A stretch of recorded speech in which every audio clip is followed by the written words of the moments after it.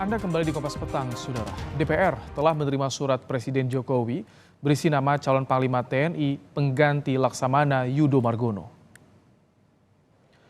Ketua DPR Puan Maharani menyatakan Presiden Jokowi mengusulkan Kasat Jenderal Agus Subianto sebagai calon tunggal Panglima TNI pengganti Laksamana Yudo Margono yang akan segera pensiun akhir November ini. Kata Puan, DPR akan memproses calon Panglima TNI usulan Presiden Jokowi hingga nantinya disetujui dan disahkan oleh DPR. Sebelum diusulkan Jokowi sebagai calon Panglima TNI, Jenderal Agus Subianto baru dilantik sebagai Kasat 25 Oktober lalu atau baru menjabat sekitar sepekan. Pengangkatan sumpah jabatan Letnan Jenderal. Nama yang diusulkan oleh Presiden adalah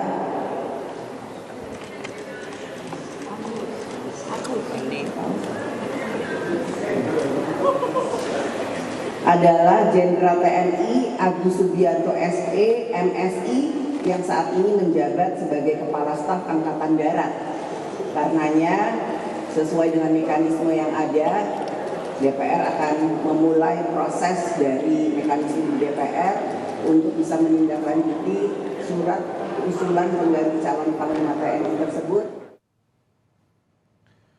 Setelah diterima DPR, calon tunggal Panglima TNI usulan Presiden Jokowi akan diproses melalui uji kepatutan dan kepantasan oleh Komisi 1.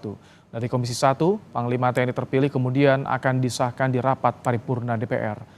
Anggota Komisi 1 DPR fraksi Golkar Dev Laksono menilai calon Panglima Jenderal Agus Subianto merupakan pilihan yang tepat baik untuk kepentingan reformasi TNI maupun agenda pemilu serta transisi kepemimpinan nasional. Pilihan Presiden kepada Jenderal Agus Subianto ini adalah pilihan yang terbaik, mengingat pengalaman beliau dan juga hasil kerja karir beliau yang selama ini dari mulai pangkat muda hingga dia menjabat sebagai Kepala Staf Angkatan Darat. Nah, hal-hal yang di hadapan kita ke depan seperti pesta demokrasi yang akan kita jalankan, lalu juga proses pergantian pemerintahan ke depannya. Ini merupakan tugas-tugas yang membutuhkan kemampuan yang sangat luar biasa dan itu.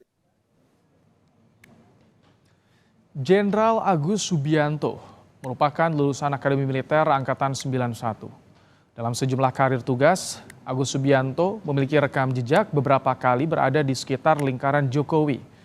Agus bersinggungan pertama kali dengan Jokowi sebagai Komandan Kodim 0735 Surakarta. Semasa Jokowi menjabat Wali Kota Solo. Usai berpindah tugas, Agus berada di lingkaran Jokowi saat menjabat Danrem 061 Surya Kencana Bogor yang melingkupi Istana Bogor.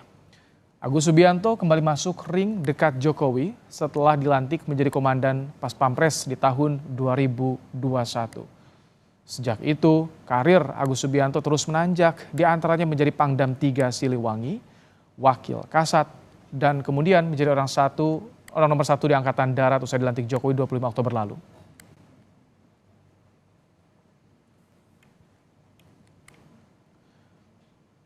Untuk membahas calon tunggal Panglima TNI yang sudah diusulkan Presiden Jokowi ke DPR, sudah ada pengamat militer dan pertahanan Koni Rahakundini Bakri. Selamat petang, Bu Koni.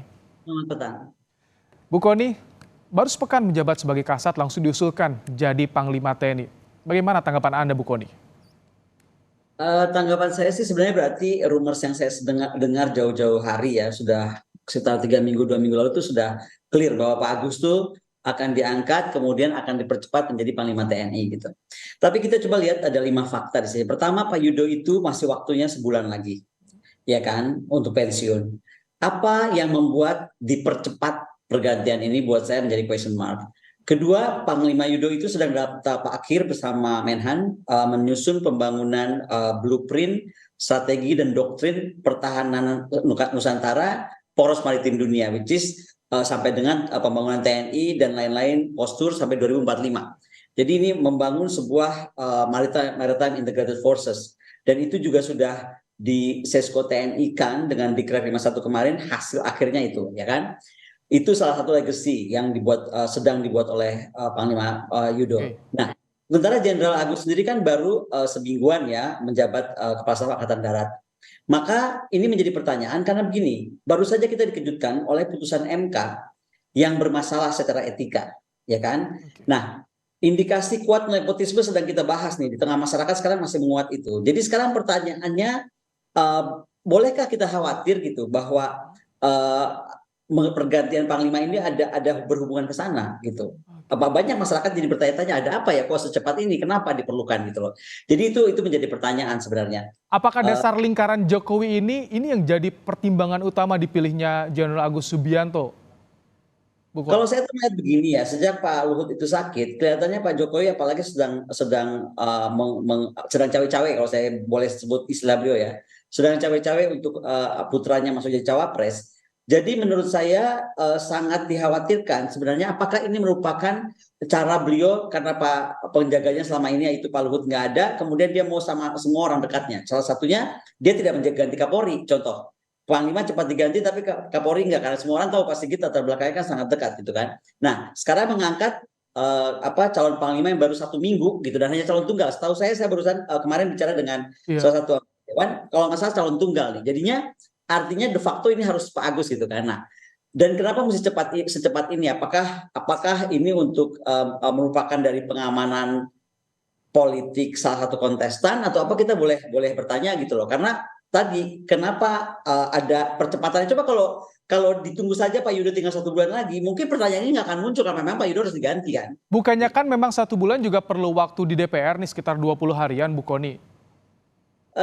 Betul, 20 harian. Tapi sekarang ini menurut aku tetap too early ya. Karena gini, mungkin masalah juga lain kalau nggak ada bocoran ya. Karena sebelum ini terjadi kita udah dengar bocoran Pak Agus akan diangkat segera dan akan cuma paling lama maksimum 2 minggu jadi panglima.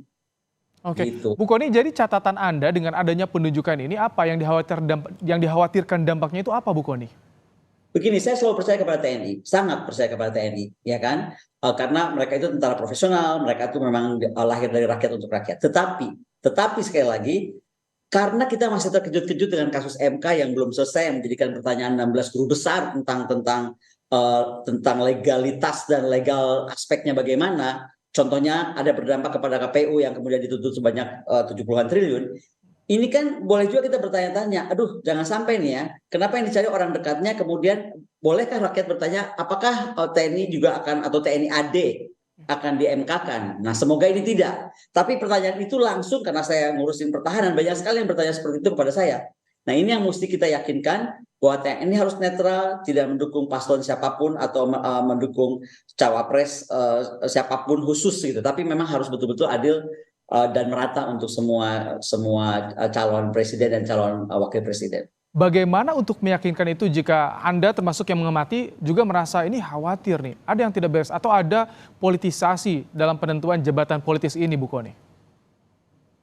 Begini ya, kita itu kan mencintai Pak Jokowi pada tahun pertama sangat ya. Dan kita tuh terkejut semua karena gini, even era Pak Harto yang dianggap Pak Harto itu oleh sebagian orang tuh sangat diktator, sangat one man show gitu kan. Pak Harto pun tidak melakukan ini, gitu. Melakukan bagaimana misalnya putra-putrinya menjadi wakil presiden atau pejabat apapun saat beliau menjabat, enggak. Mbak Tutut saja sempat, tapi itu pun sudah setelah Pak Harto 25 tahun bertahta. Nah, sekarang pertanyaan saya adalah, kalau fatsun politik itu adalah etika politik, itu tidak pernah tertulis. Tetapi semua orang yang bermain dan ada di dunia politik harus paham ada etika gitu loh. Nah, dengan kejadian MK yang kita melihat tidak ada etika atau fatsun politik itu gitu kan, seolah-olah tidak ada etika dan fatsun politik, boleh dong kita khawatir bahwa hal yang sama akan berlaku kepada TNI. Nah, ini yang kita harus berharap sama sekali tidak akan terjadi. Tetapi kembali kekhawatiran bahwa mahkamah keluarga itu bisa terjadi, bisa saja itu terjadi juga kepada TNI. Nah, disinilah kita berharap Pak Agus betul-betul tidak akan melakukan hal tersebut. Karena begini ya, saya cuma mau ingatkan bahwa apapun yang sekarang sedang dibikin itu rakyat sedang resah. Makanya kekhawatiran saya adalah munculnya people's power gitu. Karena saya khawatir sekali itu terjadi. Saran saya itu sebenarnya cuma satu. Apakah tidak sebaiknya presiden itu, ya kan? Karena dia kan sudah nyatakan dia mau cawe-cawe, pernah.